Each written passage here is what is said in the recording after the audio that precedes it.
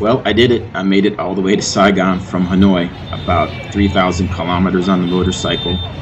No accidents, no mechanical problems, didn't even get pulled over by the police. I decided to spend Lunar New Year's Eve night here in Backpacker Street. There's a lot of bars and activity here, and a lot of backpackers hang out here. Stayed up pretty late, and here is the exact moment that the Year of the Dog starts.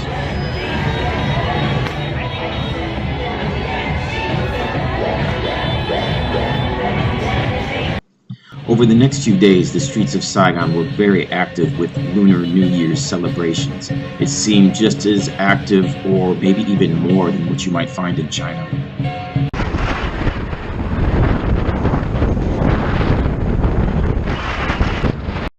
This is a really cool building. It's like a giant apartment building, but instead of apartments, they're mainly coffee shops in this building. And we'll go take a walk up the back. There's like stairs you walk up in the back to enter these coffee shops, and we'll see what that looks like right now. And this is typically what you see on each floor, some backdoor entrances to these different coffee shops, and they're mainly coffee shops with Wi-Fi. This building is located on Wynn Wah Street, and it's got a huge, we'll take a look over the balcony. I'm on one of the top floors of that coffee shop building. And you can see this is a huge street with lots of flower displays. This place was packed the whole weekend because of Lunar New Year. Everybody was going there to get their pictures taken and walk around and look at the flowers, and we'll walk down there in a minute and see what it looks like firsthand.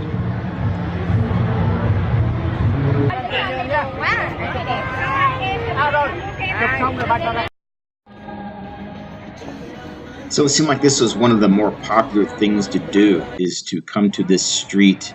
And it was just so crowded day and night. Here at night, this is what it looks like. These people are all trying to get to that street. The streets were so crazy that there were just motorcycles flooding the sidewalks. Can't imagine there's enough demand to open a shop dedicated to condoms. The shop was closed, as are most of the shops, during Tet, and you'll see, I'll show you these other storefronts here. They're all closed. I'm curious if this is a English error or if that really is a condom shop.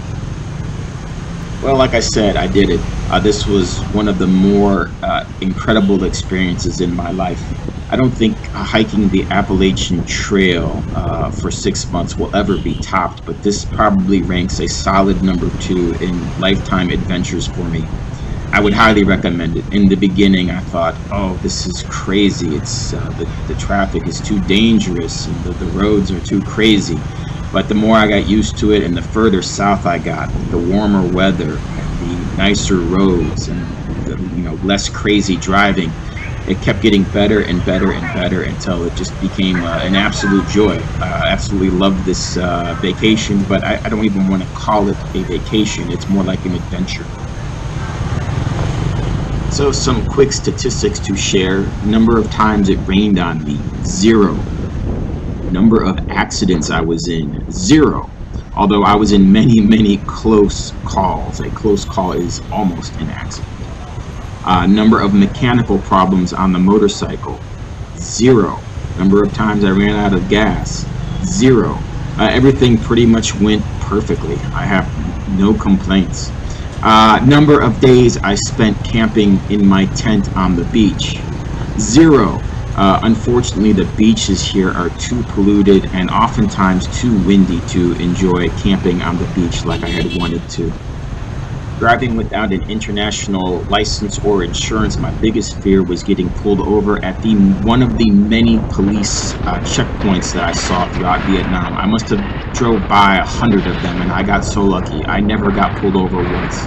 They either already had people or they chose to pull somebody else over. Part of it may be because I had a full face helmet and it looked like I was following all of the safety regulations. So I would recommend that if you try this trip. Oh, and one final statistic, number of times I played the ukulele.